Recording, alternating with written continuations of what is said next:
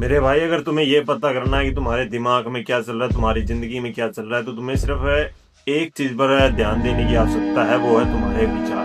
क्योंकि अगर तुम्हें बाहर गलत चीजें दिख रही है ना, तो इसका मतलब तुम्हारे दिमाग में भी गलत चीजें ही हो रही है। क्योंकि गलत चीजें भी वहां ही हो सकती हैं जहां पर अगर तुम्हारे विचार सही नहीं है, तो तुम्हारी जिंदगी में भी सही चीजें नहीं हो सकती।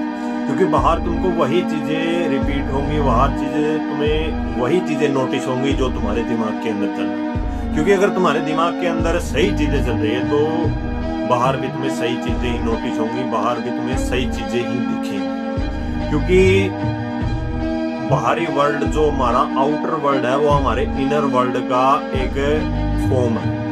क्योंकि हमारा इनर वर्ल्ड अगर सही है, तो हमारा आउटर वर्ल्ड भी सही ही होगा।